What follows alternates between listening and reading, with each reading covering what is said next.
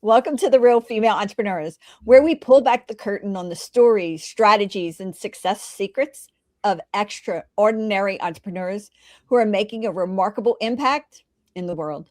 Today, I am totally honored to have a woman I have been able to meet backstage of virtual events and cannot wait to meet her in person. It's going to be so much fun. And plus, be a part of her book that's coming up and coming out in August 2026. Hold My Crown, Volume 2.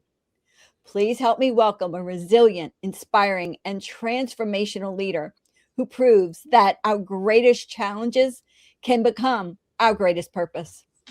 From overcoming human trafficking, a traumatic brain injury, breast cancer, and a stroke to becoming a globally recognized speaker, coach, best-selling author, and advocate for authentic leadership. She has dedicated her life to helping others like you and me find our voice and own our story. Get ready for a powerful conversation about resilience, leadership, personal growth, authentic communication, and creating meaningful impact. Please join me in welcoming the incredible Dr. Michelle Mras. Welcome, Michelle. You know what, guys? She's also the CEO of Mras Incorporated and co-host of Denim and Pearls podcast. That's got to be fun. I know that now. So welcome, Dr. Michelle. You're so much fun. I love it. Well, thank you for having me, Angel. Wow. Okay. So normally I just walk right into business, but not with you. Oh, There is just too much resilience here. How did you overcome everything you've overcome and still put your best foot forward and become the amazing speaker, author that you are today? well, I am a Gen X baby. Do you remember that cartoon at Christmas time where put one foot in front of the other? That's how I survived. Honestly, I didn't. I tell people, and they do, oh my goodness, you're so resilient. I do. I wasn't resilient while I was in it. So, like with my human trafficking, I was 17 and I never knew I was being resilient. I was just getting up. And so what would happen is I learned, and it's why I'm such a magnetic speaker and coach now. I learned how to watch people and watch the nuances of their personality shift. I mean, there was so much I learned during that human trafficking time because I was so afraid of what I would do that would cause harm and pain. And what I did was I learned to just get up. Do my only goal is wake up today. Just wake up, wake up, Mhm. wake up. And I did that, but through every other trials that I've gone through as I got older was my goal wasn't, I'm going to do this. It's like, I'm going to get healthy. I'm going to run 10 miles. No, mine was, I'm going to get up. Next one was, I'm going to do blah, blah. I would add one little thing every day just to get myself a little bit better. And the next thing I do, I look back and went, holy smokes, I made it through and I did all that. All I was doing was, oh, here, you'll like this, Angel. I was embracing my toddler mindset. Oh, A, that's cute. a toddler has hope. A toddler will believe in something that everyone else says, there's no way that's going to happen. I would embrace that hope of, what if I could do this? And I would go for it. And everyone else would tell me, nah, it's probably not going to work. You're going to get yourself killed. And I would do it and it would work. And so I embrace the possibilities in hopeless situations, of what could possibly happen if I tried it first. And so I don't even say try now. I just did it. And if it wasn't working, I would adjust as I was doing it. Yeah. Oh, that's amazing. So that sort of reminds me of the little girl. I have a story of a little girl who lived next door to me, and she was all dressed up, ready to go to school. It's like first day of school.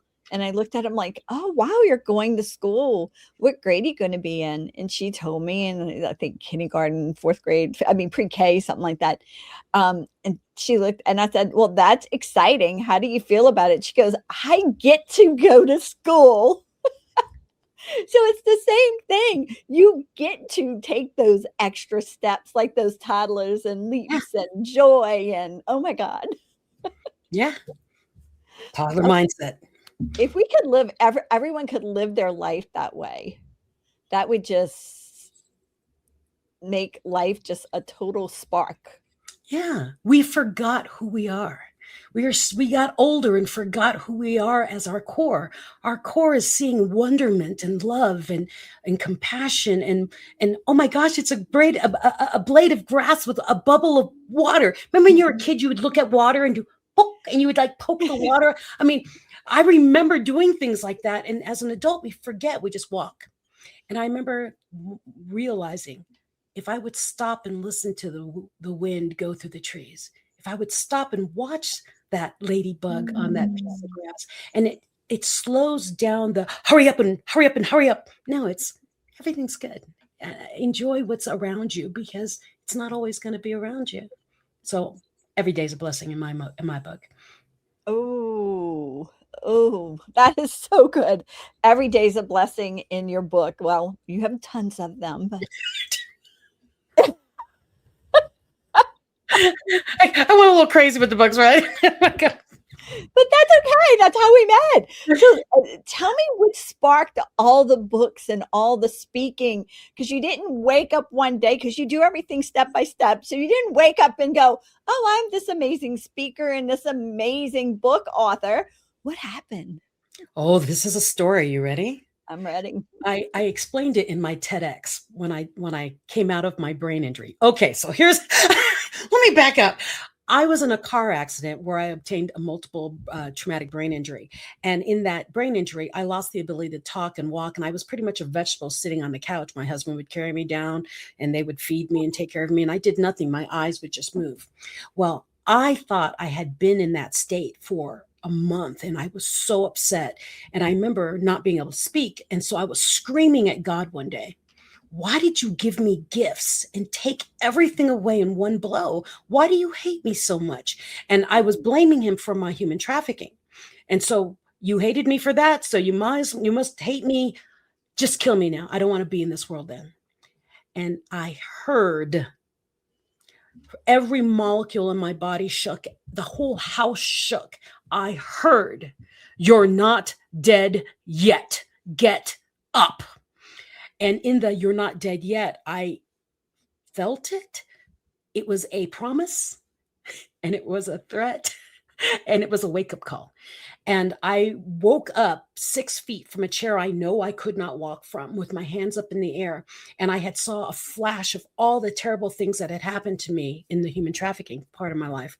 And there was something huge and see-through, huge body protecting me. And there were flames and things hitting that being and it was protecting me and it was just bouncing off of this other being. And I was watching my life in fast forward, but it was protecting me. And I put my hands up in the air and said, God, thank you for protecting me through all the hell I thought I was going through. I will walk through any door you offer. I will always say yes. And I will never question where you direct me ever again in my life. And that is why I've gone through 40 books. That is why I'm an international speaker and an author and a singer, because every door that God has opened, I said yes. So every book, if someone says, hey, you want to be in my compilation? Yes. Will you write my forward for me? Yes. I mean, I just say yes to everything that feels right to me. And pretty much everything that walks in my perimeter, my proximity has been a yes. And I've grown exponentially. So you've got to think, I went from not walking and talking, and I thought it was for a month. When I started walking and talking, I found out after I said yes to a podcast, I only had a 16-second memory. I said yes to a podcast, and my husband was standing there. And they said, so how long have you been out? And I said, oh, about a month or two. And my husband said, Michelle, you've been out for 1.5 years. I didn't know. When I had got mad at God, I had been unable to move or walk or talk for 1.5 years. Oh. So my message, and that's why I talk about getting your story out, because a lot of us see our pain stories as pain. And what I've learned through all of my trials is everything we experience is a lesson. in some way, shape, or form. You may not even know it was a lesson. Like with me, my human trafficking, I didn't realize it was a lesson for all this woman that became me till 40 years later. And so my whole thought with sharing your story is understanding why that story is so important to you and what did you learn from it so that you can share that, because I believe that God is the ultimate silversmith. And every time we go through anything, it's because we're being refined. So when bad things happen, my human side does, oh no, not again. And then the spiritual side of me says, thank you. Thank you for believing in me and being with me and staying with me. Oh, I love that. And you're right. Everything we go through is for a purpose and a lesson, maybe not even for us sometimes. Yeah, it'd be generations later. We don't know. You don't know. Or maybe somebody you speak to that you have to touch their heart, and you're the only person that can deliver that message. Exactly. Someone is waiting for your voice, yours in particular. And so don't ever be afraid to share your story, because when it feels like it needs to come out, it's because God put someone in your vicinity that needs to hear it. Yeah, I'm a big believer in that. Definitely. So, everything you've been through, Mhm.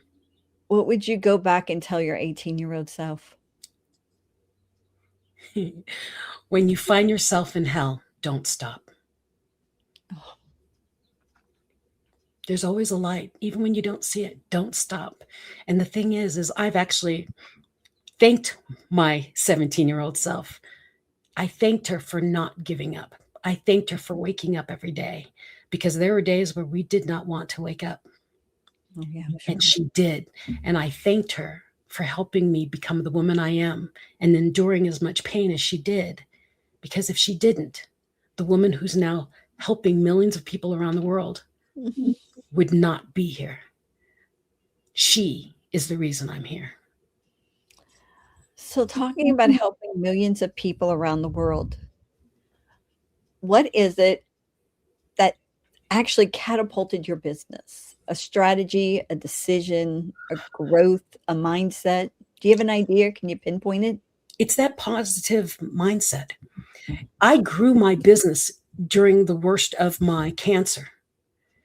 So when I had my brain injury, I started speaking with a 16-second memory. I did my TEDx with a 16-second memory. My thought was, how bad can it be?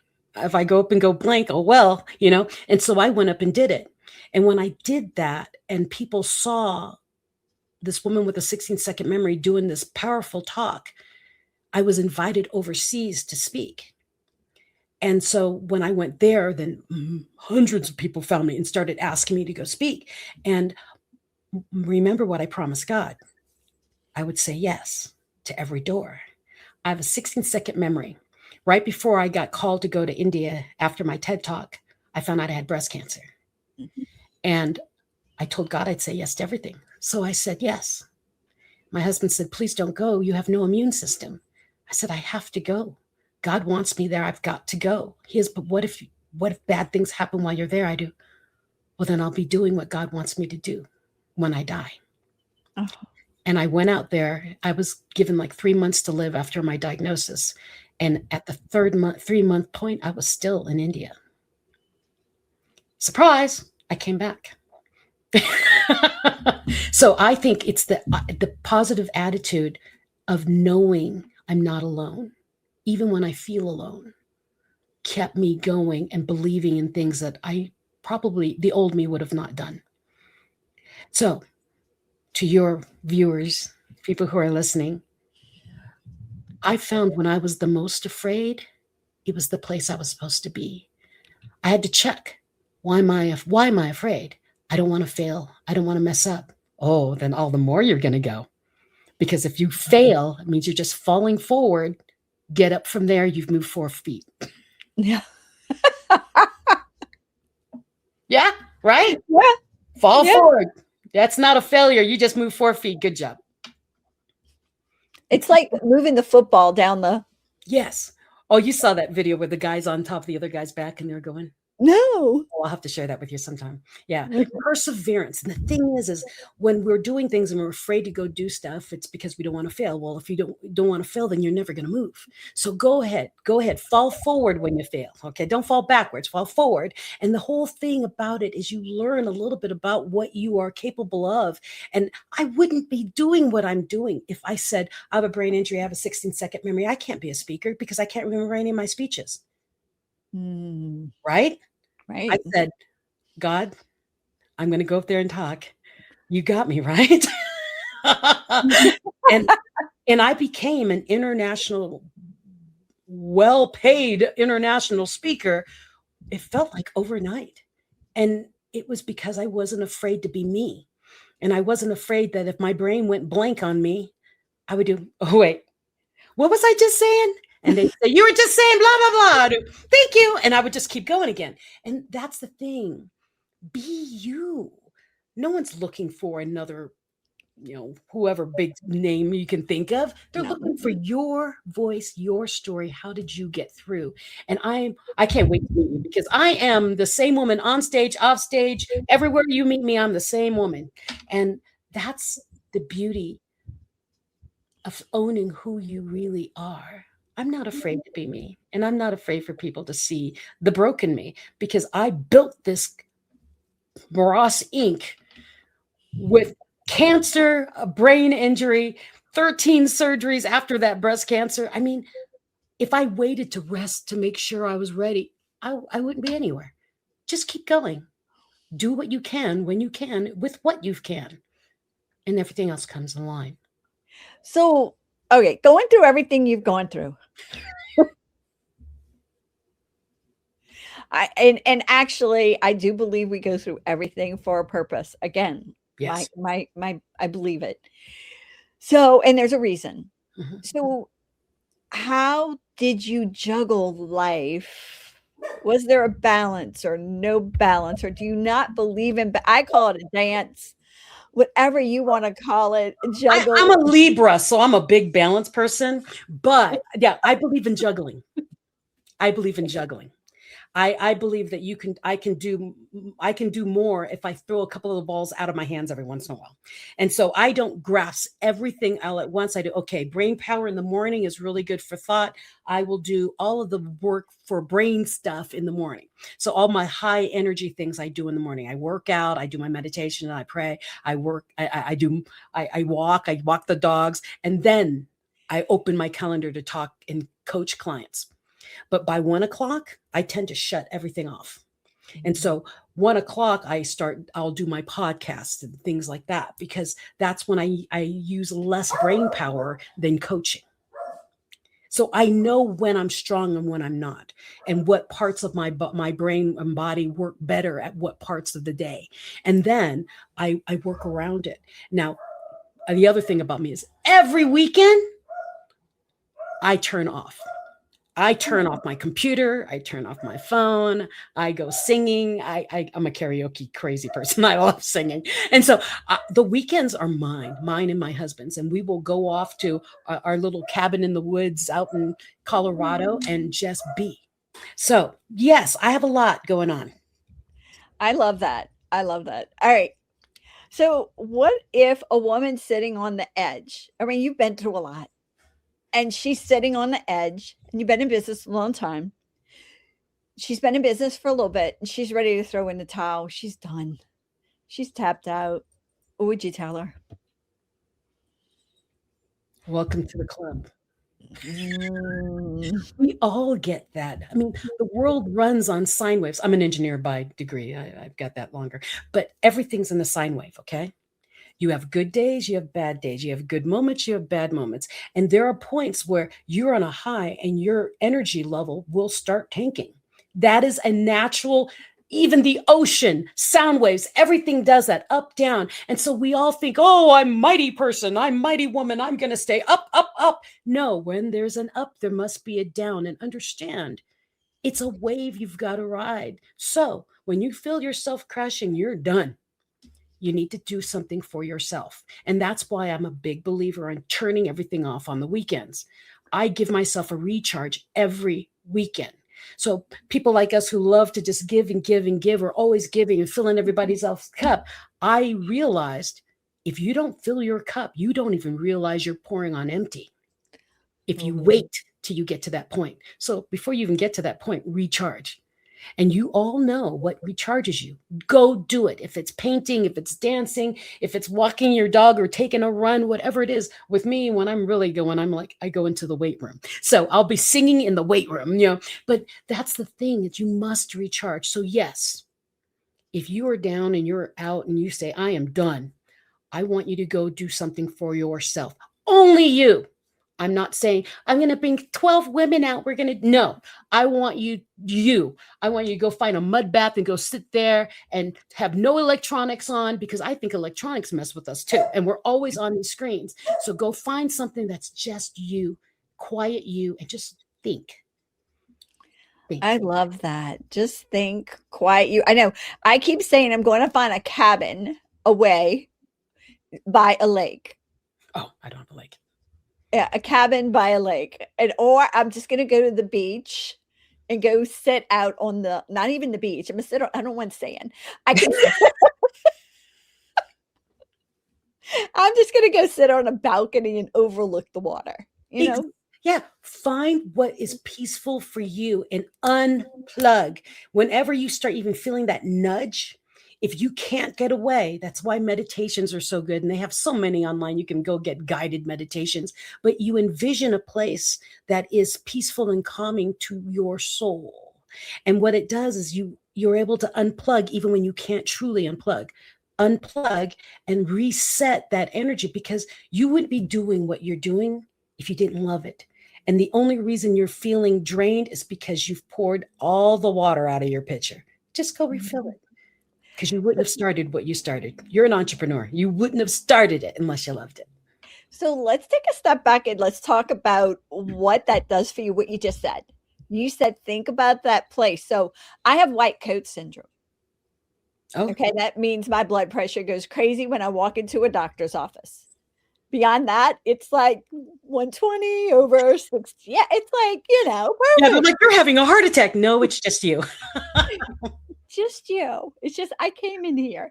And so I have to think of myself driving there that I'm on a beach. I overlooking the water or sitting somewhere calm, reading a book. I have to actually literally tell my brain this and do those things.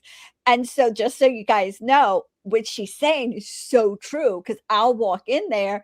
It's not perfect like it is when I take it, but it's still better than no one to send me to the hospital.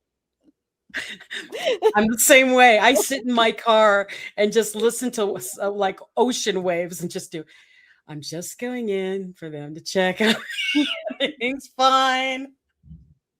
Yeah. So I totally get that. That is amazing. I just love giving the analogy of the science behind it. So, all right.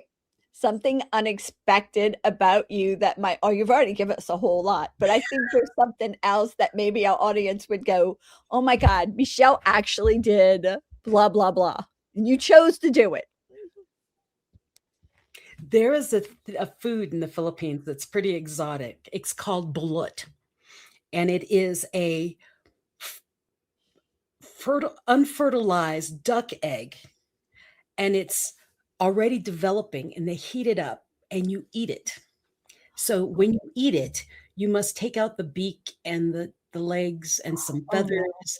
And I went back home to the Philippines, and okay, it was actually a joke on my baby sister. Okay, in the Philippines, most of us have shorter names. So my name is Michelle, but they call me Mimi. Okay, Mhm. or me. Mhm. Monique, my baby sister, we left the Philippines when she was a baby. We never gave her another name. She's Monique. So when I brought her to the Philippines as an adult, she says, so what should I do that I've never been able to do? You need to eat balut. And she said, okay, what is that? And I explained it to her. She knew what it was, kind of, but she's never seen one. I said, but here's the trick with balut. You must eat as many buluts as your name.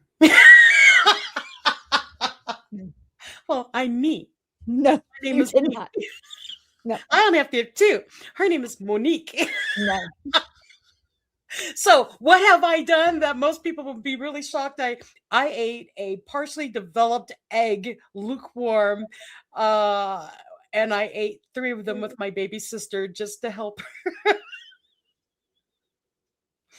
Look it up. No, you had your baby sister. It's not that you did it. You had your baby sister do that.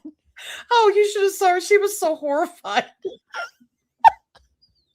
I told her, whatever you do, you eat it in the dark, don't look at it. And she cracked it open, she looked and went, oh, it's got eyes. I told you not to No, look. no, High, no. high protein delicacy in the Philippines. So there, I told you the less stressful one than I was going to tell you. Oh, you have to tell me the other. You have to tell me the other.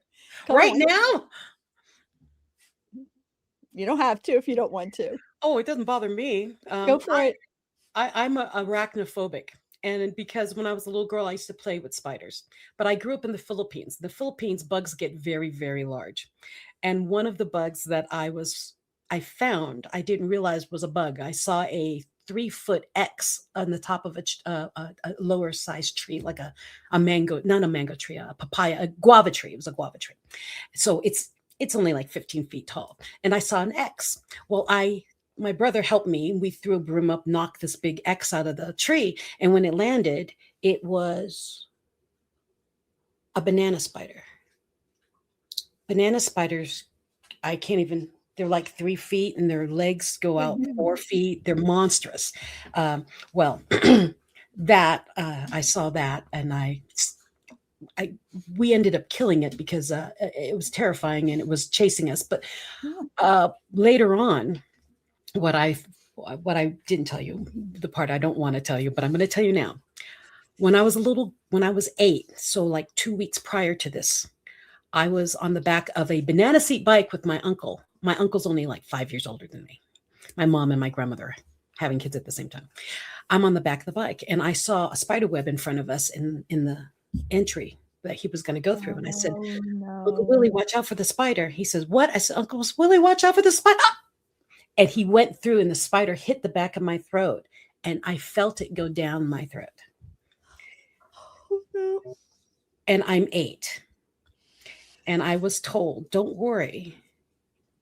It wasn't a big spider. I said, no. They said, did it have an egg sac? I don't know. They do. Was it big like this? I said, yes, they do. Oh, it had an egg sac. Don't worry. The babies won't die. They'll come out later. And now I am a 57-year-old woman with arachnophobia. Oh, I'm sure you are. So yes, I've eaten a banana spider. Okay. All right, Michelle, your life has done this to me. I am like blown away. Okay, those are the 2 gross things. Amazing. Okay. All right. Unexpected, not gross. Unexpected. Okay. All right. I should go on Fear Factor one day because I can do it. All right, let's pump up some volume here with some music. Do you have a song or songs that you actually love? I love music, but the song that always resonates with me, I sing it at the end of every concert I do, is "At last my love has come along, my lonely days are over, and life is like a song." And I sing it because I finally love myself enough that I'm home with me. So when people hear me, they think I'm singing about someone else. I'm singing about me. And a lot of us need to find that. So that is my favorite song, just so you know. Mm-hmm. Yeah, I sing it. Atlas. Etta James. Mm-hmm. What are we going to do? One day you'll hear me sing it live. I'd love it. And the other song by her that I love is Something's Got a Hold on Me. Something's got a hold on me. Yeah, yeah. Oh, it must be love. Yeah, I love the beginning. Oh, sometimes I get a good feeling. Yeah. Yeah. Yeah, I love those 2 songs. Oh, see, we do need to meet. All right. So tell us about your books. Oh my goodness. about why I write or what I write. Tell us about your books. Like, oh, tell us some of the latest ones that you've done. I know you've done what, 40? 40. Yeah. So, what's some of your favorite ones or the latest ones that you've done? Well, my favorite one is I don't even have it with me. Oh my gosh, what a terrible author I am that I don't have it next to me. I gave it away. That's probably why. It's I do that with my magazines. Yeah, I it's give called them Faith in Motion. That's my latest one. And reason I love this one so much is I always share the title of my book with someone, or I've added someone, or I put an image on it, or I put a painting on it, whatever. This one, my face is on it. It's the only one that has my face on it. And I've never done that before. And Faith in Motion is based off of Think and Grow Rich. Now, when I read Think and Grow Rich the first time, I think I was 16, and I didn't quite understand it, but I read it because my mentor wanted me to read it, and she would walk me through the different things. When I got older, I was part of a 13 series of the 13 steps in the Think and Grow Rich by Napoleon Hill. And what I did is I put my life, my experiences in each of the different 13 steps of Think and Grow Rich. So like desire and mastermind and purpose, all these things. And I put my chapters based off of Think and Grow Rich, and we put them together. And so it's a great snapshot of everything I've experienced and how I viewed it to get through it, because I used Think and Grow Rich growing up through a lot of my trials I went through, not even knowing I was applying it. Wow. I read a book as a kid, didn't understand it, and applied it in my life, not even knowing I was doing it.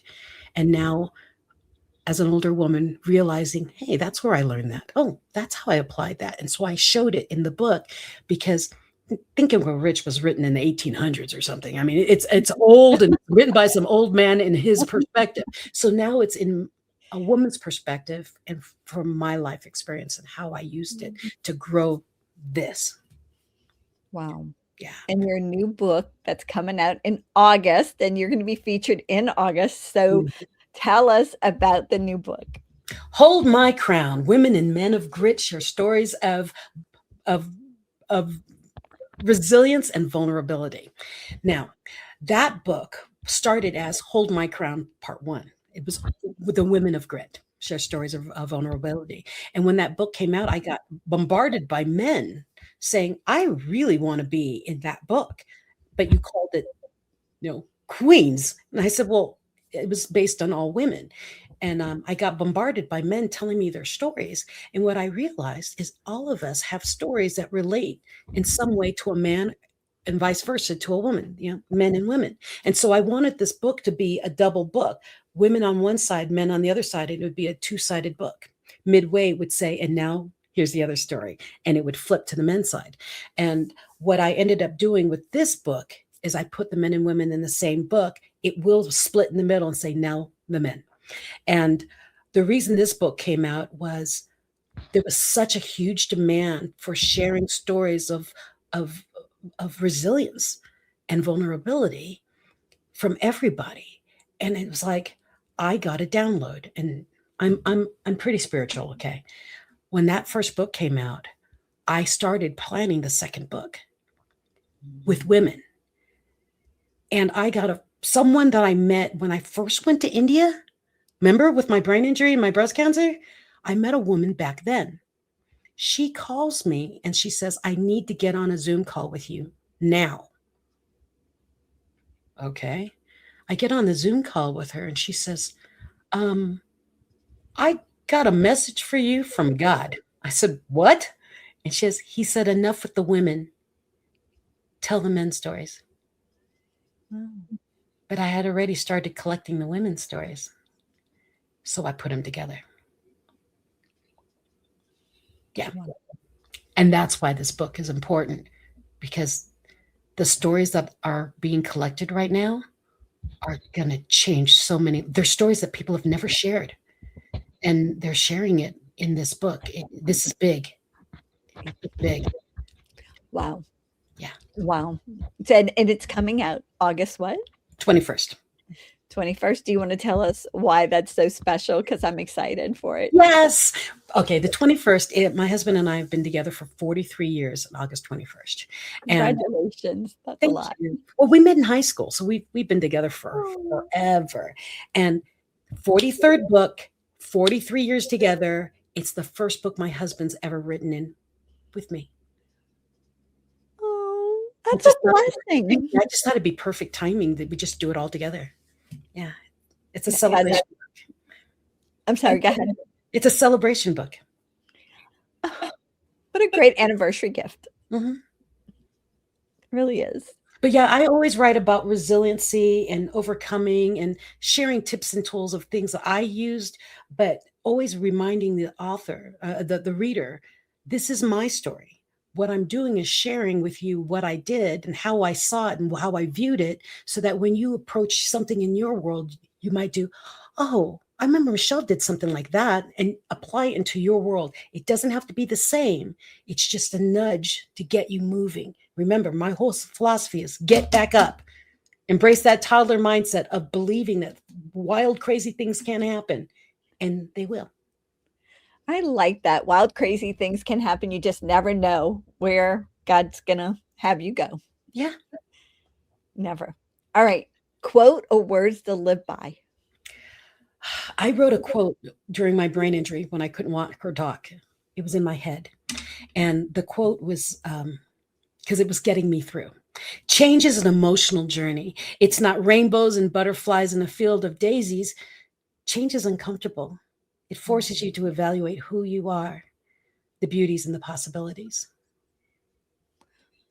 Wow. Quote by Change me. is uncomfortable. It hurts. And when people Yeah. do, oh, it's changing, and it's so uncomfortable. Well, everything in nature that has to evolve, or crabs, anything that has to build out, butterflies, it's not easy. They don't do poof, I'm pretty. No, poof, I'm perfect. No, poof, no, it's right? Yeah, Change she hurts. just showed her little New Orleans side, the crabs. Oh, yeah. But yeah, change is not easy. When people do, oh, I wish I had. No, don't wish. Don't wish those things. Don't pray to God to give you strength, because he will give you a reason to figure out that you have it. Whew. Yes, he will.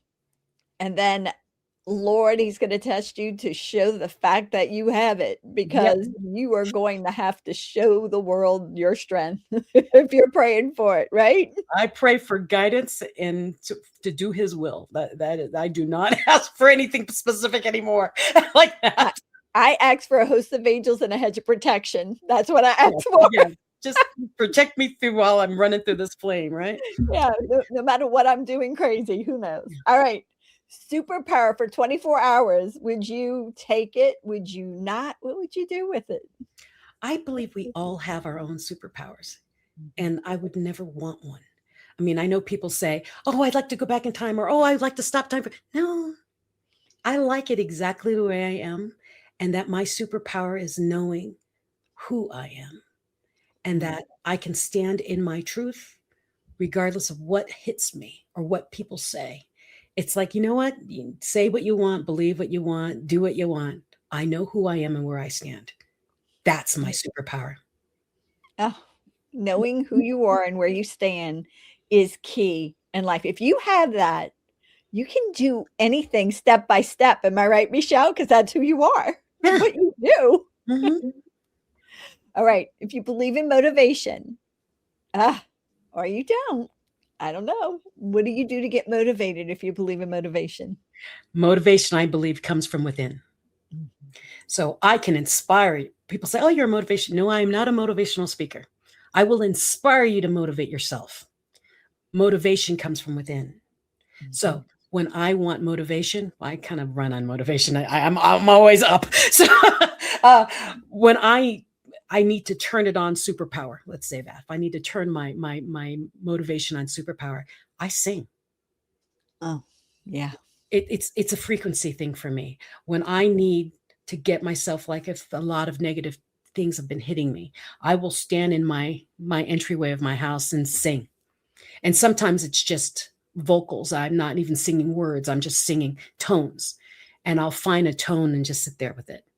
One of my favorite things I've ever done with tones and shifting energy like that is the Library of Congress, to find a corner and sing very softly in the corner. And it just goes through the entire Library of Congress. And they have no idea where it's coming from because it echoes through the entire place.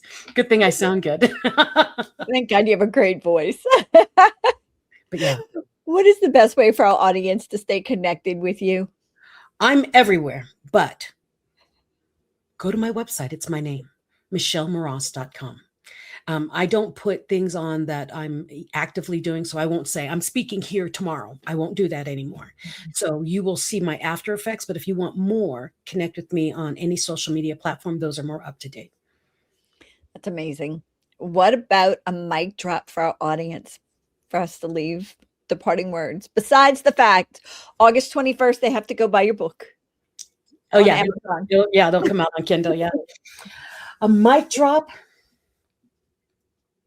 I think the mic drop for me has always been a Maya Angelou quote, because I think she's been a big influence on me. I read a lot of Maya Angelou books. I mean, she's gone through a lot of hell in her life, and I know Why the Caged Bird Sings. I related really well to that book. But her quote is, "My mission in life is not merely to survive, but to thrive, and to do so with some passion, some compassion, some humor, and some style." I live by that. Oh, what a quote. That is an amazing quote. And to live by it, every aspect of your life is mind-blowing. Yeah. Thank you. Michelle, you're amazing. Thank you so much. I loved having you here. I love being here. Bye. Bye-bye. Thank you. Thank you so much for tuning in to this episode of Female Entrepreneurs Magazine. I hope you found inspiration, actionable tips, and a sense of connection with our incredible community of driven women. Don't forget to hit that subscribe button, leave a review, and share the episode with fellow entrepreneurs who are ready to elevate their game. Remember, your success is just the beginning, and we're here to support you in every step of the way. Until next time, keep shining, keep thriving, and remember, you have the power to create the business and life of your dreams.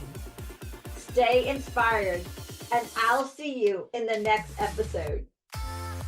Bye.